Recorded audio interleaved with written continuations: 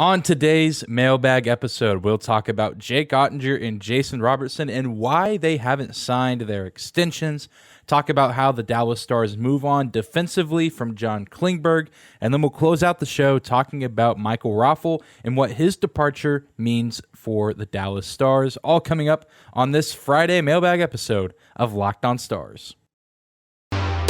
You're Locked On Stars, your daily podcast on the Dallas Stars. Part of the Locked On Podcast Network, your team every day.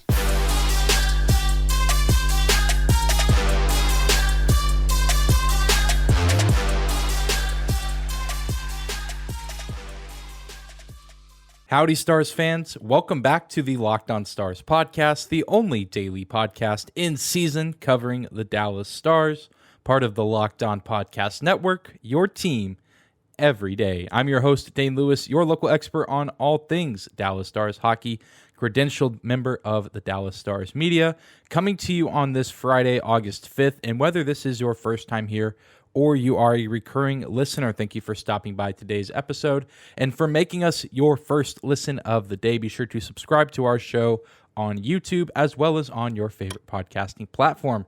Remember that we are free and available no matter where or how you choose to listen. We are thankful for your listen regardless of where that may be. And let's jump into today's mailbag episode. Remember, you can submit mailbag questions when you see tweets for them on Twitter or the community tab on YouTube. So if you ever have a question or a hot take, comment, whatever it is about the Stars and you want to potentially be featured on the show, be sure to be on the lookout for our community post and tweets regarding Friday Locked On Stars mailbags. But let's jump right into the first set of questions that we have. Kind of a two-party question, one from listener Dakota Scott and the other one from Text Critter. The first one saying, what do you think the holdup is on Robo and Otter's contracts? Are they keeping the money flexible or other moves as long as they can until they have to re-sign these guys? And then kind of a follow-up question to that from Text Critter.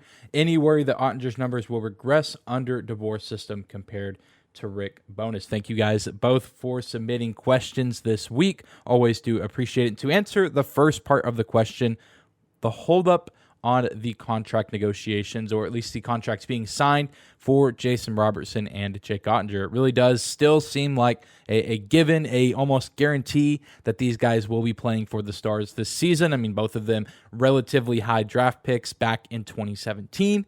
And guys that have been key contributors for the Star Squad in the past two seasons. And both of them coming off fantastic sophomore outings and, you know, guys that seem to be cornerstone pieces of this franchise from what we've heard from Jim Nill, as well as even Pete DeBoer in his opening press conference. And why wouldn't you want either of these guys? Robertson is a 41-goal scorer, and Jake Oettinger had maybe the best NHL playoff debut that a player can have in a losing series. I mean, that was truly an incredible performance that we've talked about at length on this show. But yeah, the question does remain, why are neither of these guys signing their deals?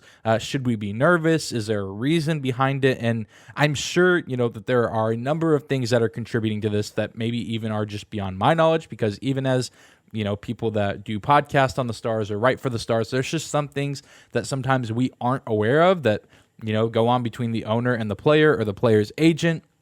And I'm sure that there's just a number of things that are putting us in this position right now where we are still waiting for the official signing of new deals for the premier forward and premier goalie for this franchise. And the first of those being, I think that the Stars are just trying to be as methodical as they can right now, not just a plethora of cap space. Definitely have enough money to re-sign both these guys to very good contracts, but you know, I'm sure that they're wanting to be methodical in how they do this, both, you know, in terms of right now, but also they want to, you know, generate good deals that both pay the player well, that compensate them well for their services, while also not putting them at a disadvantage later on down the line, whether that be, you know, potentially looking to add an addition next offseason, or maybe, you know, the Dallas Stars find themselves in a really good spot. They go and try to sign a bunch of guys at the trade deadline, and they have to make room on their roster, but maybe they want to keep some of those guys long-term after next season. I mean, there's so much that could be at play even just a few months from now that we can't predict, because we don't know what the Stars are going to look like halfway through the season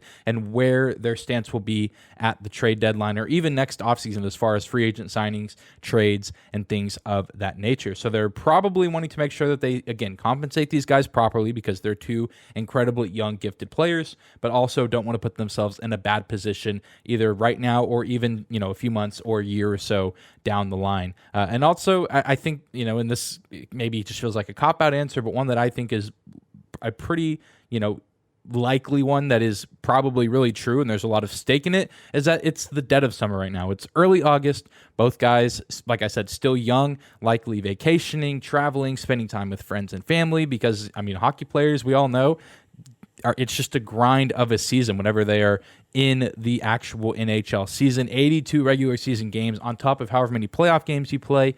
All NHL players really enjoy this time of year because they get to take a step back from the game and spend time with family and friends. And so I'm sure that there are communications going on between them and the Stars organization, or at least those players' agents. And it's just one of those things that it's probably just taking a lot of time due to the Stars being methodical and thinking things through, and also just it being the dead of summer. But really, I don't think we've seen anything that indicates neither of these guys are coming back. No need to worry, no need to panic. I imagine that we will see them in Stars uniforms at training camp, and maybe even expect the deals to be done during or before training camp. I don't think it's going to be one of those things that we're going to have to hold our breath. And I think this is something that will resolve itself maybe within the next month and a half. Then we won't have to worry about it. But I don't even think you have to worry about it right now. Nothing indicates from the Stars side of things that they want them gone. And from what I've seen and heard from both players, nothing indicates to me that they want to be leaving Texas anytime soon, that they want to be a part of this organization and what they're building towards for years to come. Now, with that, we have talked at length about the effect that Pete DeBoer should have on the offense for the Stars. How his system will affect their numbers and the, goals for this team. But we haven't really focused too much on the defense, or really rather the amount of goals that get scored on the Dallas Stars, which was kind of the follow-up question. Would we expect to see Jake Oettinger's numbers take a hit as a result of a new coach and a new system with Pete DeBoer, rather than what we saw with Jake Oettinger under the leadership of Rick Bowness? And the first thing I think that factors into this is Jeff Reese, the goalie coach, is still with the Dallas Stars. He was one of two guys that stuck around after Rick Bowness was relieved of his duties. Pretty much all the coaching staff was relieved of their duties outside of the video coach and the goalie coach, Jeff Reese. So he will be around, which will be very nice for Jake Oettinger because that's not a new guy that he has to get to know or kind of understand or learn how to work with. This is a guy that he knows pretty well, having been with the Dallas Stars for 2 seasons now. So that is one thing to his advantage, that he still has the same goalie coach. Because at the end of the day, the system affects the goalie somewhat, but it's not going to affect how he actually plays in the crease. Who's coaching him at the goalie position will affect that a little bit more. So don't expect a whole lot to change as far as what Jake Oettinger can do while playing the goalie position. Really, I think what matters is how the defense around him will play and put him in positions to be successful night in and night out. And if you look at the numbers over the past 2 seasons, both while DeBoer was in Vegas and San Jose, it's pretty interesting to see some of these numbers. The Stars and Vegas Golden Knights, I didn't know this until researching for this episode today, they actually gave up the exact same number of goals last season at 244, and that was middle of the pack in the NHL. They were both ranked 14th and 15th respectively on NHL.com on their website on the official stat keeping area. So both teams, the exact same number of goals surrendered, middle of the pack in the NHL. But then if you look even farther back, you look at the 2020-2021 season, the Vegas Golden Knights allowed the least amount of goals in the National Hockey League at 122. And just to put that into perspective, the Dallas Stars came in at 8th at goals allowed with 148. But you even look at DeBoer's days in San Jose, there's a lot to be excited about in terms of defensive production. In the 15-16 season, DeBoer's debut season, the season where the Sharks went to the Stanley Cup Finals, they were tied for 10th in the league in goals against at 207. Meaning only 9 teams in the league allowed less goals than they did. In the 16-17 season, the Sharks were 5th in the NHL in goals against at 200. And in the 17-18 campaign, the Sharks were 9th in goals against at 226. So I think we should have plenty of reason to believe that the Stars should be just fine as far as defense and goaltending. And we know that the problem with this team over the past several seasons has not been the defense. It has not been the goaltending. It's been the lack of scoring and the lack of offensive production. And so the Stars goalie tandem is in place. We have Jake Oettinger, and a very solid and qualified backup in Scott Wedgwood. They have a decent defensive core led by Miro Heiskanen, who we'll talk about a little bit after a quick break in a second. And we've seen, history has shown us that Pete DeBoer is able to get the most out of his players, especially in the first season, his first season in a new city with a new franchise. So there's really nothing pointing me to believe that we should see a regression in Jake Oettinger's numbers. If anything, we should see him improve because, one, he's going to be better in the third year of his career. He's still going to have Miro Heiskanen out there playing defense, as well as guys like Esa Lindell and Yanni Hakanpää returning. And then, of course, we have the numbers to show that Pete DeBoer's teams are normally really well disciplined defensively, and they don't give up a ton of goals. So we should be very excited to see what Jake Oettinger can do this season with the assistance of his defense, but also just based on his pure skill. Well, coming up next, we will talk about the absence of John Klingberg and what that really means for the Stars, and more specifically, Miro Heiskanen. More on that after a quick break.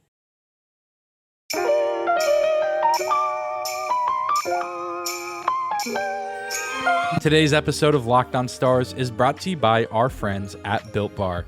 If you haven't tried Built Bar Puffs yet, you are depriving yourselves of one of life's greatest joys. And guess what? There's a new flavor.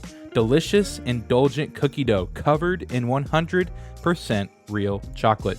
All the joys of eating cookie dough without the hassle of making it. Plus, it's healthy for you. Cookie dough chunk puffs are only 160 calories and have a whopping 15 grams of protein in them. And what's great about Built Bars is that all of their bars are made with collagen protein, which your body absorbs more efficiently and provides tons of health benefits. Eat something that tastes good and is good for you.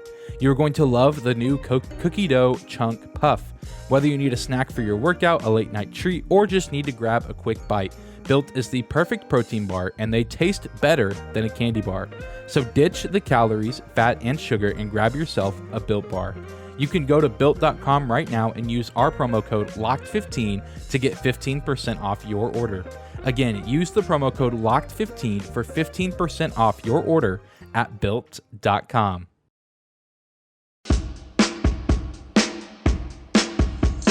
We are moving on this Friday mailbag episode of Locked On Stars. Thank you again for making us your first listen of the day. We are moving on to the next set of questions. Had a few people submit questions on this, one of them being one of the hosts and from Locked On Nashville Predators, as well as Sean Matthew on YouTube. The question saying, the Central Division rival is curious about how you think the loss of Klingberg might affect the defense next season. And then Sean writes, with John Klingberg gone, do you expect or think that Miro's role offensively increases significantly? And Sean, thank you for submitting questions to today's episode. Really do appreciate it. But let's dive right into this. As many of you know, we talked at length about John Klingberg on Wednesday with JD over at Locked On Ducks. But spent a little bit more time talking about what he can bring to the table with Anaheim. Only got to focus for a brief moment on what this means for the Stars. And there's a lot of implications now that John Klingberg has officially departed from Dallas. There were some speculations around the start of free agency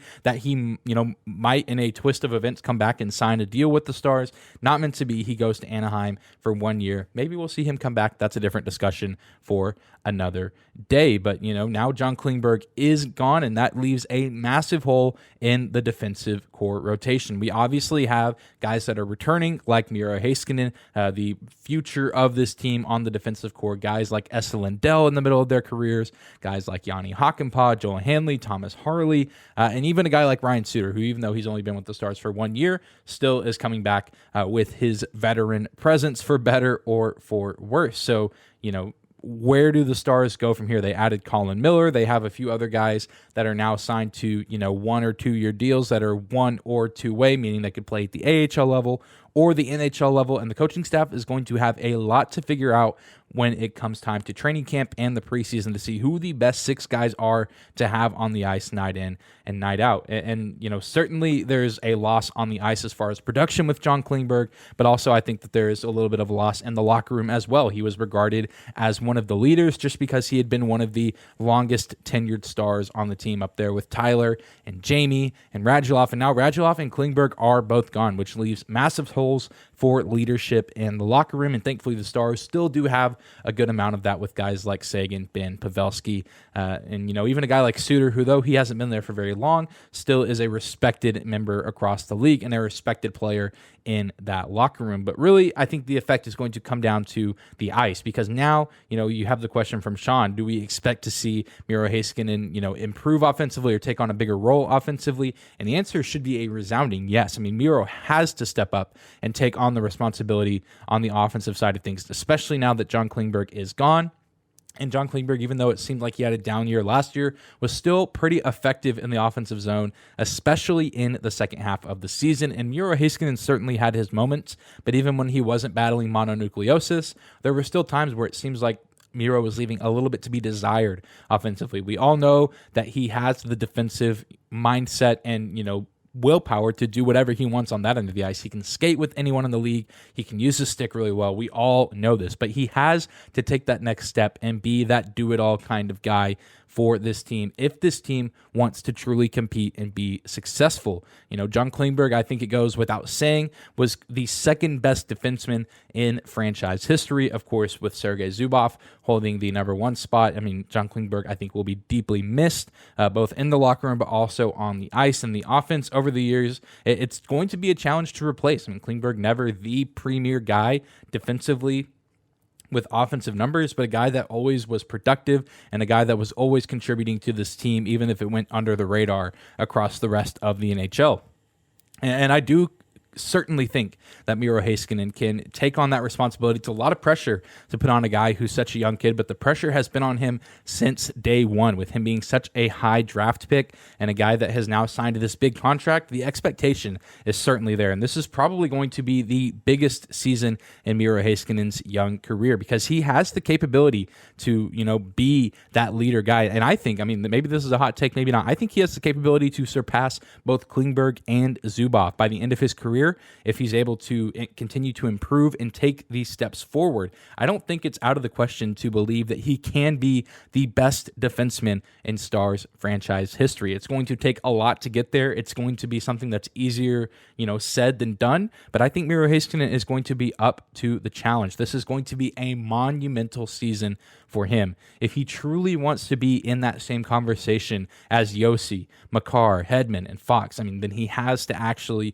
produce like them. I know I find myself, comparing him to those four players, and I truly do want him to always consistently be in that conversation for best defenseman in the NHL. And that kind of comes with two responsibilities: the way you play on defense, but also how can you contribute on offense. We saw it this past year, the way Cale Makar was able to provide for that Colorado team offensively, and that just adds a whole new dynamic to that team. They had the threats offensively with McKinnon, Ranson, and Landeskog, so on and so forth. That team certainly was not lacking in forward depth, but then you add in a guy who can come in from the blue line and produce just as well, if not better than some of those players. That takes your team to new heights, both in the regular season and in the postseason. And we saw it in full effect with a guy like Makar this past season, but also all those other guys I just mentioned, some of the best in the NHL right now. Yossi leading the way in points last season, helping propel Nashville to the postseason. Hedman has been one of the best in the business for a long time with the Lightning.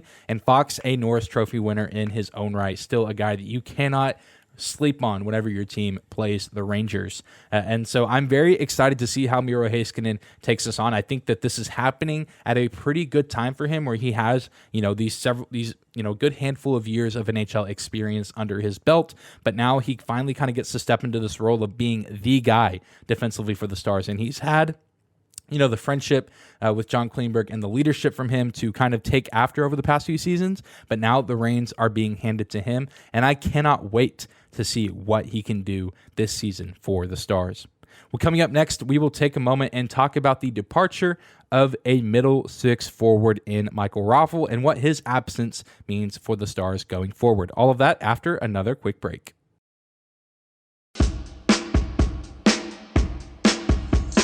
All right, let's wrap this thing up. Friday episode of Locked On Stars, a mailbag episode, and this one, it's a little bit sad to think about. Michael Raffl, a forward for the Stars for only one season, is leaving the team. He's leaving the NHL. It was actually officially reported on Thursday that Raffl would be going to Switzerland, signing with a club in the Switzerland National Hockey League, or their equivalent there, the National Hockey League in Switzerland. And, he was a longtime Philadelphia Flyer and a temporary Washington Capital until signing with the Dallas Stars back in the 2021 offseason. And I remember even early in the season, the Stars and Flyers played in Dallas. I think it was in the first month of the season. And one of the hosts of Locked On Flyers, we were talking about the game, talking about the matchup, and she said, jokingly take care of Michael Raffl. He's one of my favorite players. And kind of went on and on about how much she really enjoyed him as a player, which I thought was cool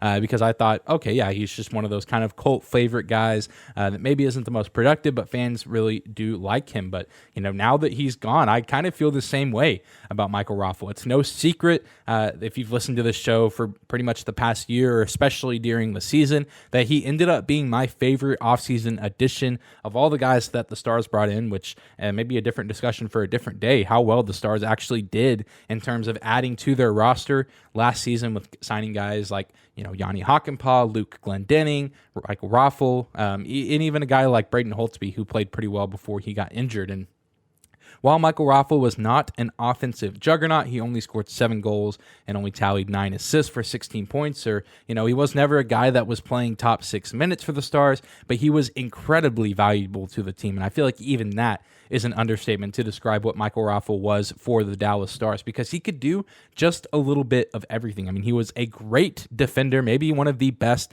defenders at the forward position for the Stars. He was unafraid to be physical. We saw him several times throughout that Calgary playoff series. He's getting right into the thick of things, taking on guys like Matthew Tkachuk. I mean, absolutely no fear in Michael Raffl in terms of who he was going to be physical against on the ice every single night. And with that defense on the 5-on-5, it also extended to special teams. He was one of, if not the best penalty killing forward on the team, and second on the team with shorthanded points at 3. He always seemed to be involved with these shorthand goal opportunities.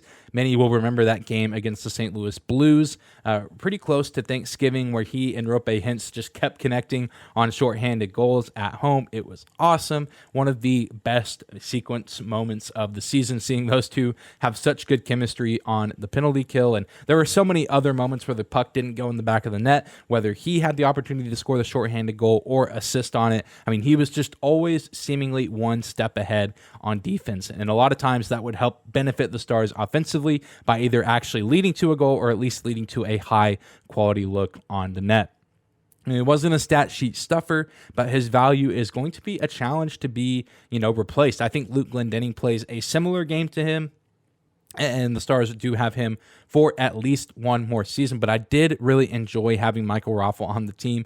He was kind of a quiet, more laid-back guy, but he was an absolute grinder on the ice night in and night out. He played incredibly hard for this team, and he was just a very easy guy to cheer for. Every time he got an assist or got a goal, it just made me, and I know many others, incredibly happy to see him produce that way as a guy that's just kind of been not necessarily a journeyman, because he was with the Flyers for so long, but never a guy that's been at the front and center of the spotlight wherever he's played. And now in his mid-30s, going back to Europe to play in Switzerland. I'm sure he's excited for what's next for him, and maybe we'll see him come back to the NHL someday, and maybe we won't. But regardless, it was a fun one season with Michael Raffl, and he's a guy whose presence is going to be missed on the ice, and I'm curious to see who gets to step into that role and be the next great forward penalty killer for the Dallas Stars, because that is a huge responsibility and something that it might not show up very often in the stat sheet, how effective you can be at that kind of stuff, but it is a truly crucial role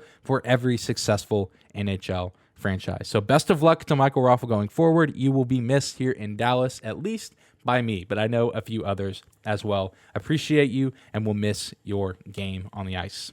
But that's going to do it for today's episode of Locked On Stars. Thank you again for making us your first listen of the day.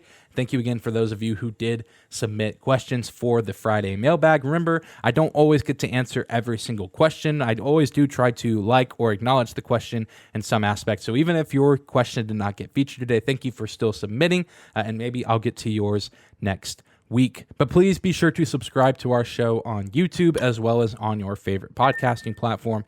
You can also find and follow me on Twitter at Dane_Lewis, as well as our show at Locked On Stars. But thank you guys again for another great week here on the show, and we will see you back here on Monday. Have a great weekend, Stars fans.